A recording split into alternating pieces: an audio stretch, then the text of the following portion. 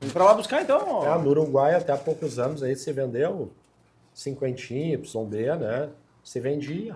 YB foi até nacionalizada ali no Uruguai, né? Mas é aquela YB, uma das que o seu André trouxe para eu restaurar, porque na verdade ele trouxe uma para restaurar e a outra que era só para tirar peça. Essa que era para tirar peça, ela era oriunda do Uruguai. Uruguai, né? Uhum. E no final das contas eu acabei não fazendo nada com aquela moto, ele queria que desse uma melhorada, mas é que faltou tanta peça, a gente utilizou para que ele realmente queria documentar. Utilizando que não sobrou quase nada. Eu lembro que ele não, mas dá para montar, não tinha como montar, não sobrou quase nada, né? Só o quadro e umas peças, né? Ele teria que investir em mais coisas para poder repor, né? Mas assim... Essa do Paralama? Essa do Paralama... Não, a do... Também, essa aí também tem uma foi no mesmo pacote ali. Uhum.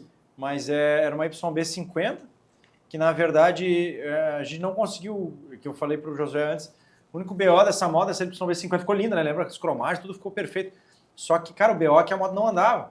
Porque tinha um disco rotativo que tinha que regular. Tu me comentou já desse... A dimensão por disco rotativo, tá? Então, o que acontece? Esses pequenos motores dois tempos do início dos anos 70, quer dizer, esses motores dois tempos com disco rotativo surgiram ali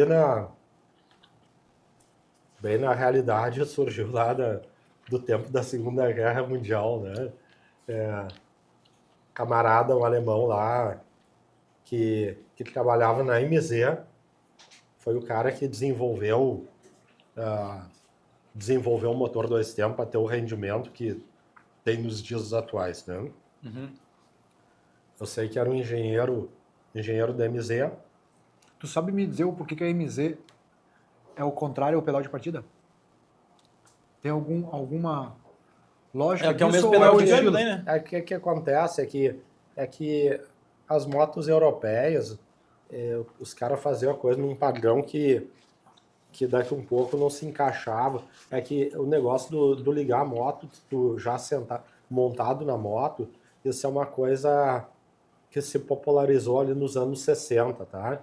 Que antes tu ligava a moto, tu pedalava a moto de fora da moto, do lado dela, né?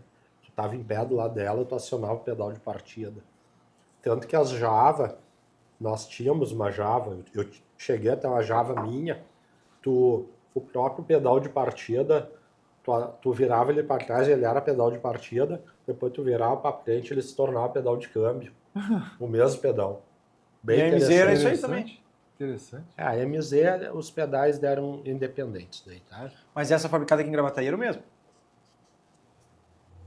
Não? A MZ, o de partida e de câmbio são pedais distintos, tá? Pode ser. Mas é bem interessante tá falando motor dois tempos desenvolvido por esse engenheiro, me lembro só do sobrenome dele, era Kaaden, engenheiro alemão da MZ. Os alemães são fora de série para desenvolver coisas, né? O Kaaden, ele desenvolveu um motor dois tempos que ele tinha um pistão que variava o volume do cárter. Então, ele era um pistão extra que daí, no momento que era para comprimir a mistura no cárter, ele ainda diminuía o volume do cárter para dar mais compressão para mandar a mistura para cima do pistão, sabe? E ele inventou uma porção de soluções geniais, assim. Quem também desenvolveu o escapamento com câmara de expansão foi esse engenheiro Skaden da MZ, né? Que ele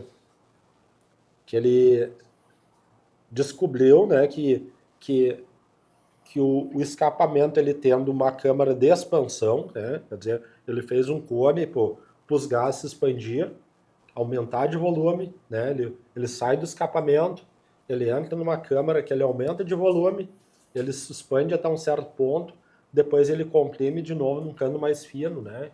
Então esse Kaaden também ele inventou esse sistema então o motor dois tempos só chegou a ter o rendimento que tem nos dias atuais com a contribuição desse engenheiro da MZ, né?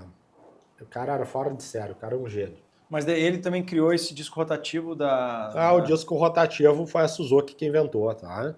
A Suzuki a Suzuki desenvolveu o disco rotativo, que os motores 2 tempos daí dos anos 60 ali, com a contribuição da Suzuki, eles criaram um sisteminha que o carburador admitia diretamente no cárter e tinha esse disco rotativo sincronizado com o virabrequim, girava junto com o virabrequim para dar os tempos de admissão.